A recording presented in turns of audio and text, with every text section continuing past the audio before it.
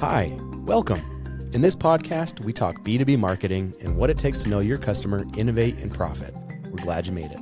This is The Campaign by 97th Floor.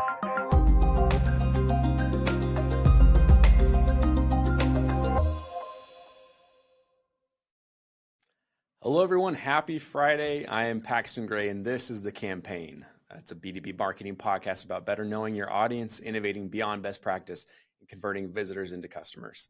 The Campaign is a weekly conversation with B2B marketing leaders designed to fit as much value as possible within 30 minutes. You can catch The Campaign live on Fridays at 2 Eastern, and you can find past episodes on YouTube, iTunes, Spotify, and at 97thfloor.com. So today we've got a really great topic on our hands. The B2B space is one that we have a lot of experience in over the past 20 years here at 97th Floor. And I can say with certainty that it is evolving faster than ever. AI is reshaping workflows and content strategy. Budgets are tighter than ever. Attribution needs to be super clear. And there are more companies going after the same audiences than ever before.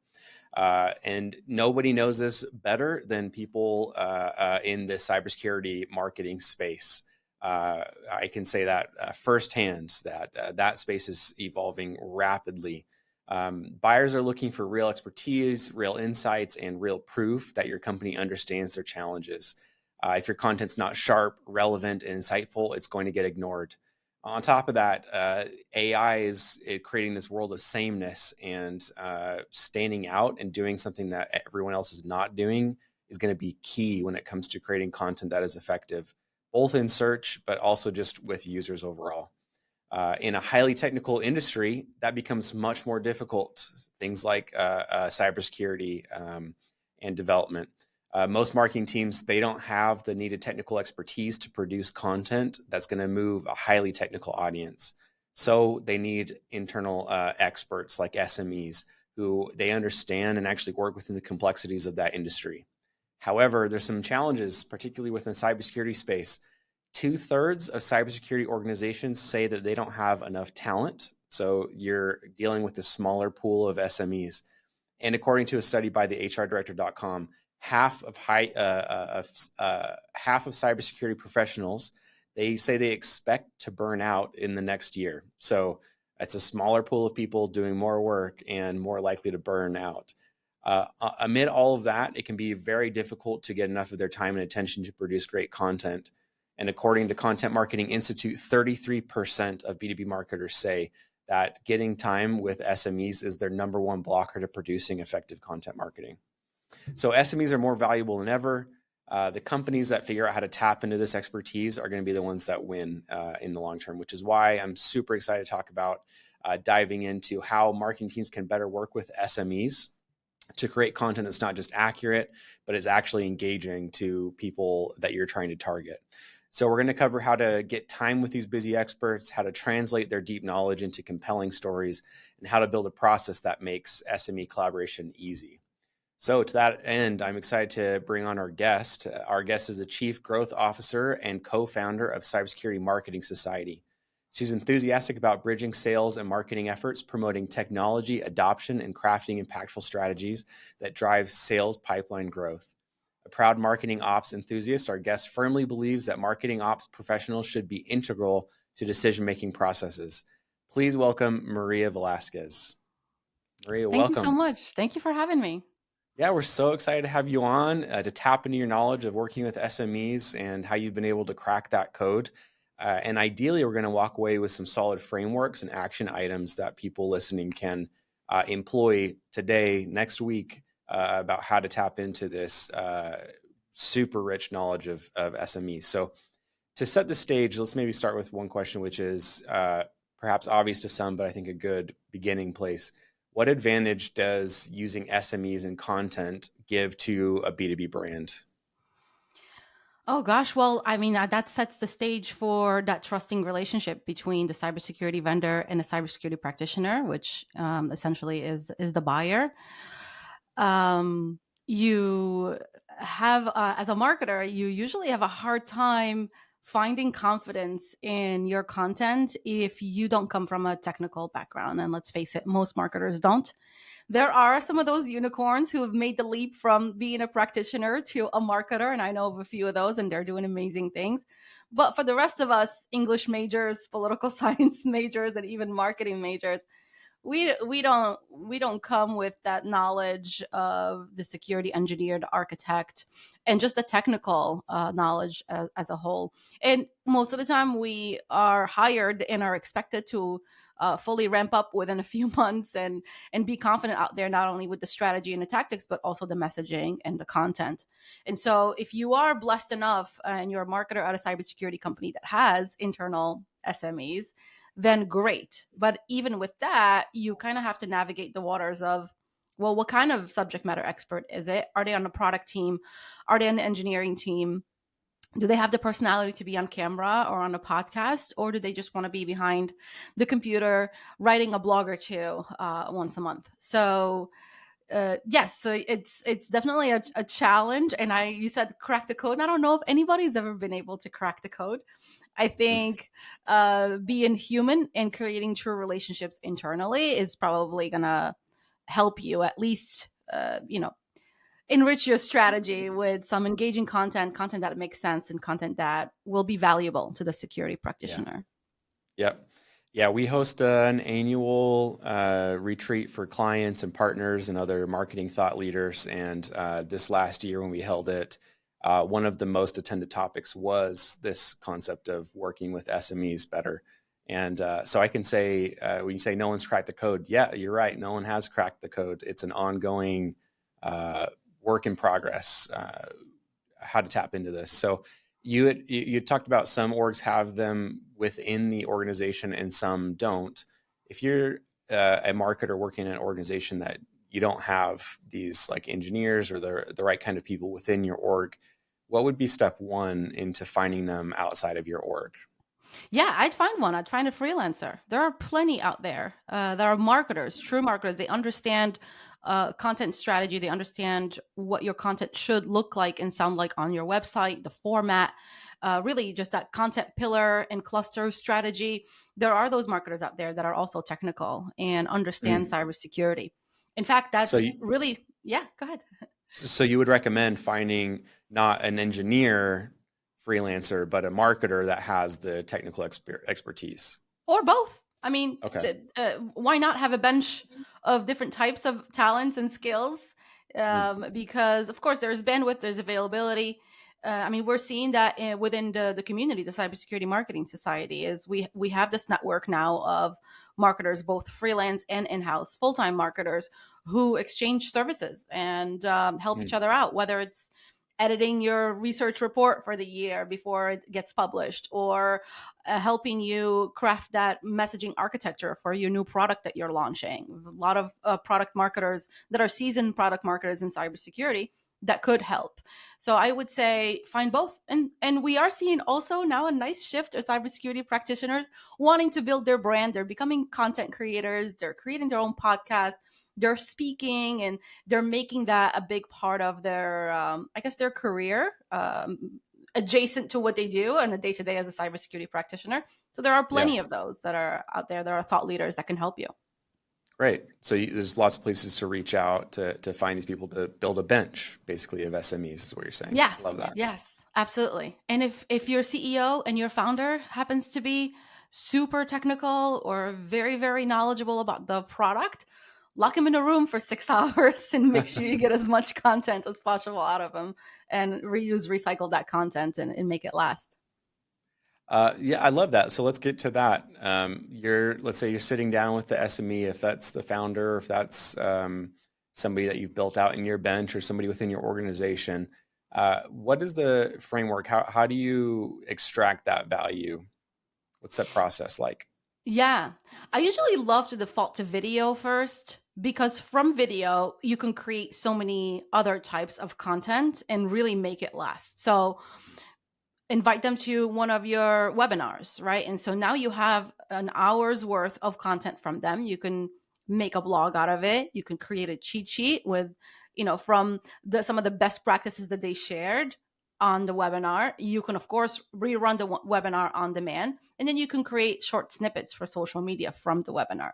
And so there you have a multimedia library of content from one effort, and you can continue to update it too, right? So it can be about a topic and you talked about it in January, but there's an update in April. Just go back and have a quick touch point with that same person, and then just Mm. update that content. Some things are evergreen and can last you a while, but if you do have a great relationship with that person and you can get them to commit to you, once a quarter, give me a couple hours of your time, that's all I'll take, right? If you kind of like promise them and set the expectation, then they're more willing to carve out that time for you. I think we see a lot of times the subject matter experts are reluctant to commit to too much with marketing, because then it tends to be a one request every day, one request every Yeah. week. But if you Mhm. tell them, look, I only want an hour and a half, let's go in the studio recording room or on a Zoom call, and I have everything prepared, and I'll extract everything and download everything from your brain, and then that's it. So yeah, there's definitely some tactics there, but you definitely need to understand their persona and what kind of person they are. Like I said before, do they need media training? Do they like being on camera? Do they hate being on camera? Would they have an engaging and genuine conversation with a panel on a webinar? Or do they prefer to just have a gut check on your content that you wrote and kind of like with a red pen and correct it for you or edit it for you? Otherwise, if you are, again, lucky enough to have a subject matter expert that is okay being out in the world, then yeah, definitely tap into that. That's your champion. And it's most likely somebody that loves marketing, likes to be close to the marketing team, secretly wants to be a marketer but can't. No, I'm just kidding. Mm. And so, yeah, those are like that perfect fit, I would say, persona for a subject matter expert internally. So yeah, just understand, and there's definitely that human and relationship aspect too, right?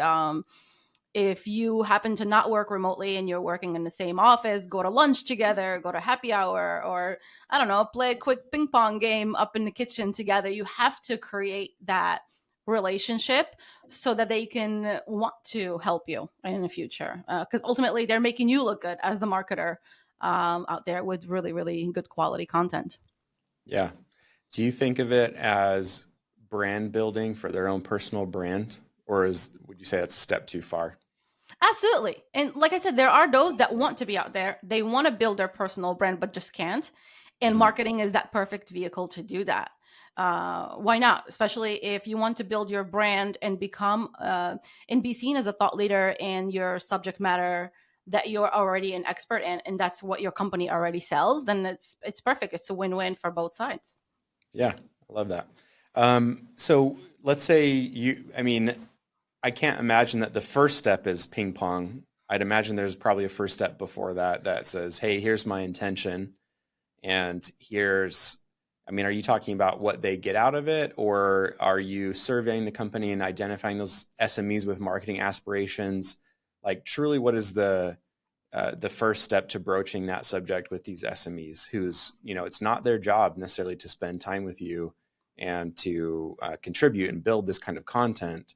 How do you identify the people who are both willing to do it and would be good at it? Yeah, sometimes they self-identify.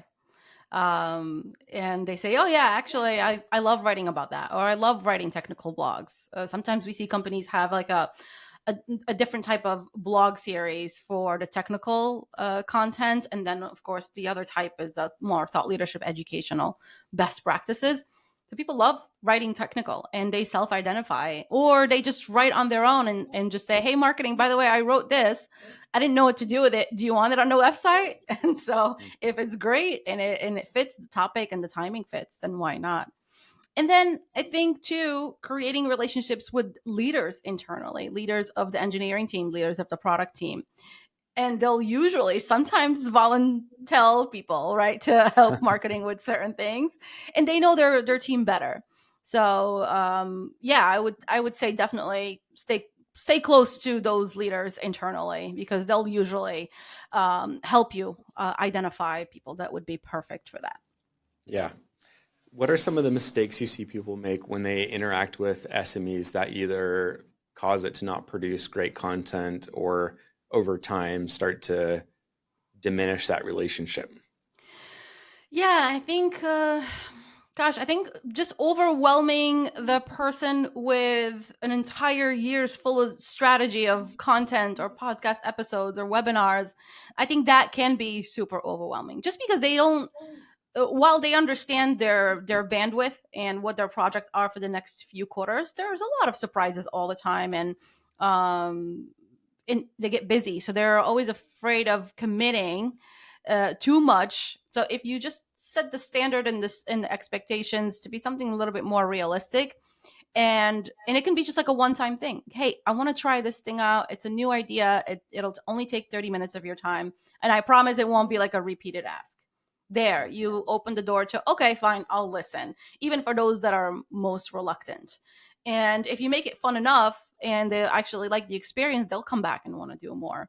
But I think don't overwhelm them with like, I need 6 months of blog strategy from you, or because then what happens is you want to be consistent with those things, right? So let's say you want to start a podcast, and you find somebody that is willing to do it with you, but you say, I want to produce and launch a new episode every week. That's pretty daunting on top of what they have to do day to day. Right.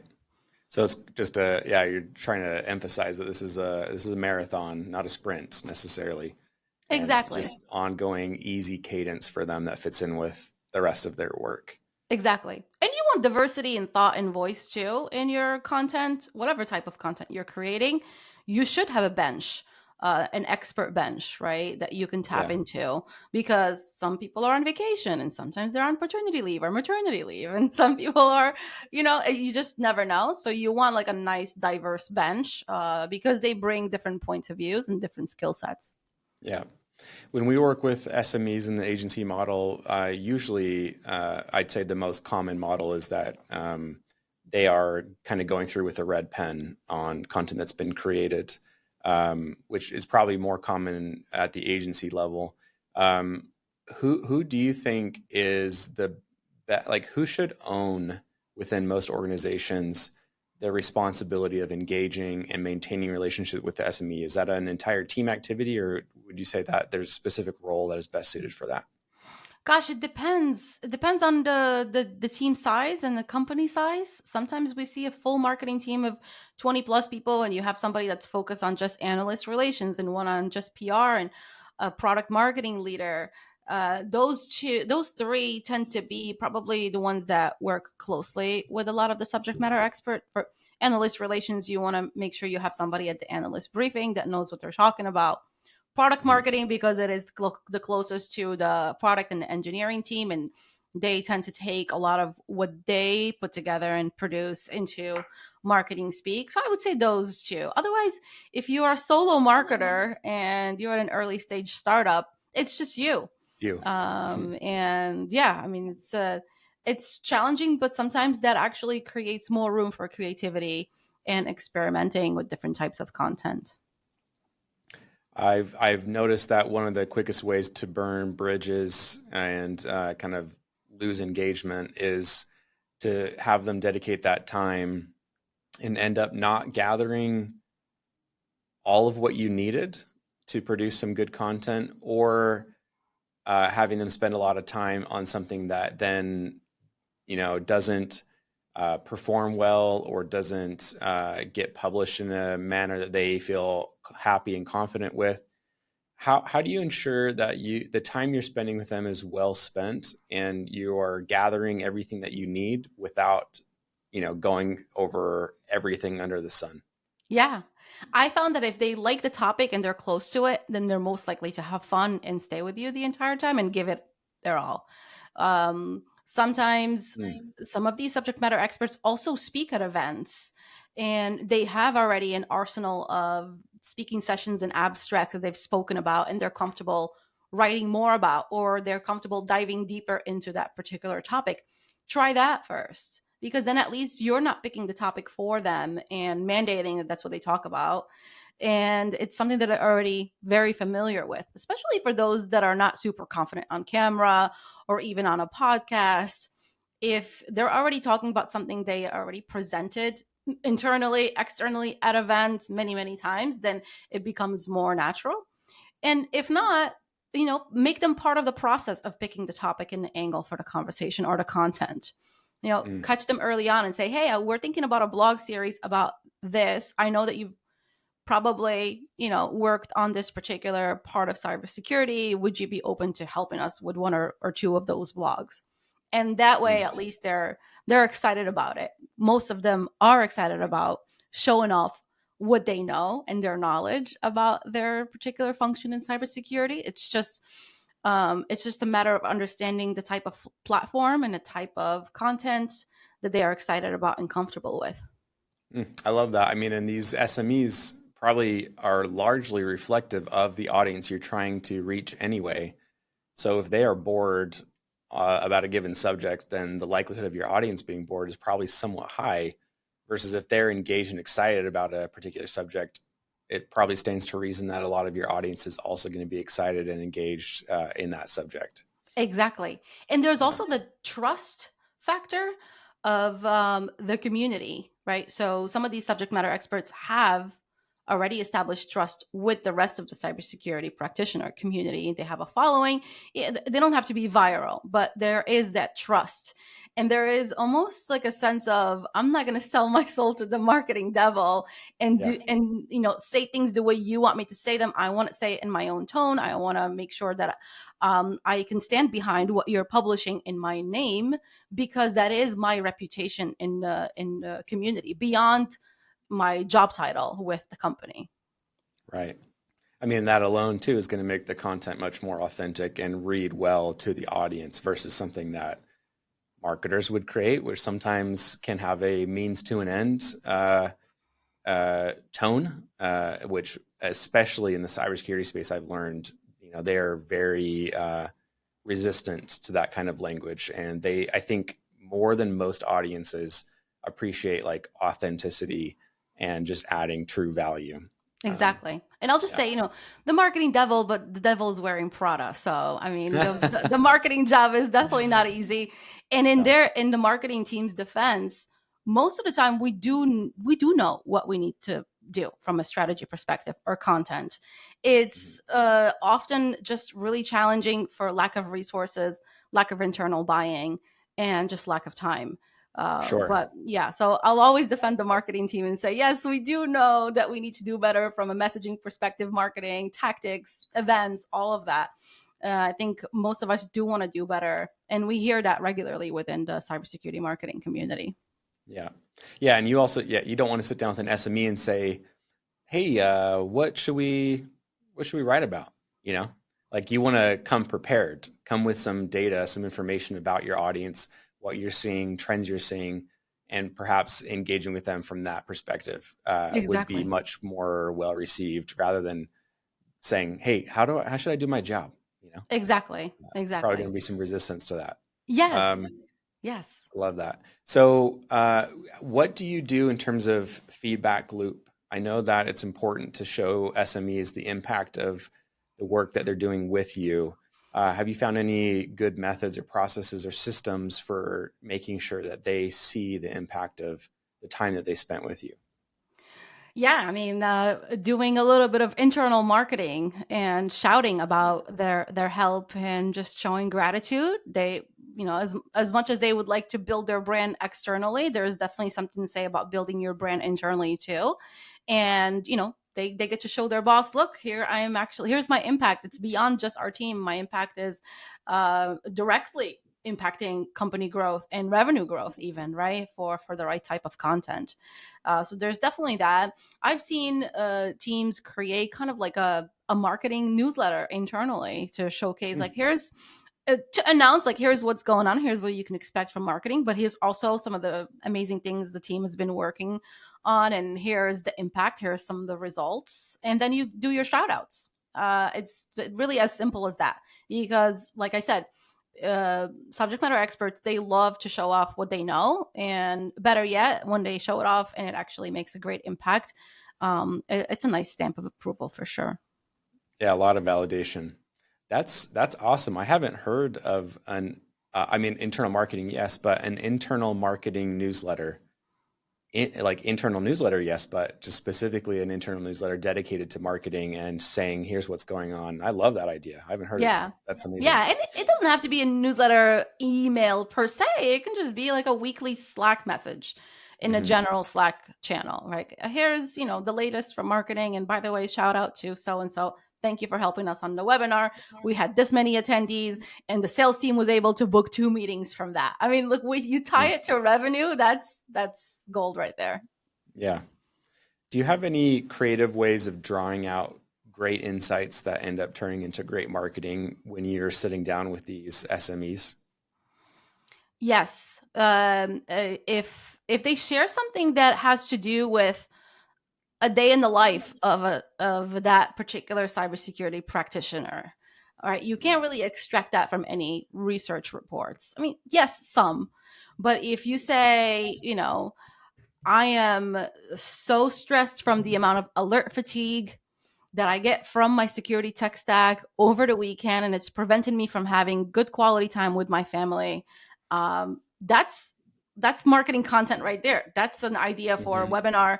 Okay, our tool happens to reduce the noise and not give you as much alert fatigue because the tool does it for you and only shows you the critical alerts that you really need to pay attention to. There, that's your angle. And just tapping into the emotion of that human, because we are selling to humans. Sure, we're in B2B, but it really is human behind that computer screen. Then there's no better way to just really relate and connect directly to that person. I love that. Yeah, I mean that really communicates the idea of look how well we know your experience. We know it down to the minutia. And if our marketing knows you this well, just imagine how well our product knows you and understands your Exactly. needs and what you need. I Exactly. love Just that. always adding value. I feel like my the rule of thumb is if they can find what's in your content, if they can find it with a simple Google search and everybody else is writing the same thing, then it's not valuable. Why should they spend the extra time on your website reading your blog, or why should they spend the 1 hour attending your webinar if AI can easily answer that question for them with one prompt? Yeah. Yeah. That's a really great take.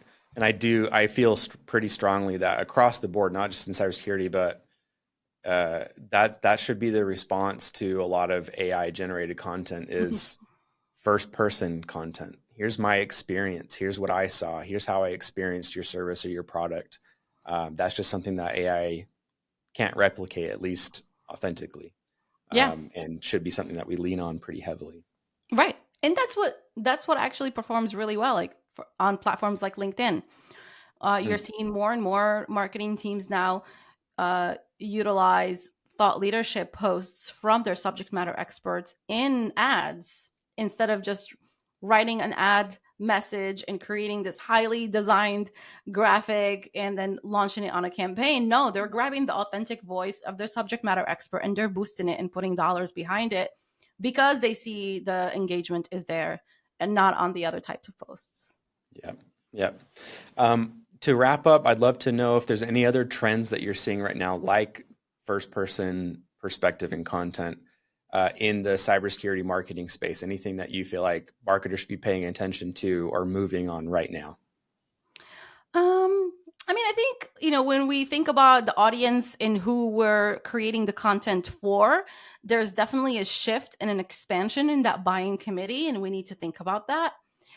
So, if, for instance, you're seeing that, hey, more and more CFOs are downloading my, I don't know, ROI of cybersecurity spend, then Hmm. maybe you should think about content for the CFO as well and essentially helping that CISO or the head of security team get buy-in internally to spend more on the security tech stack.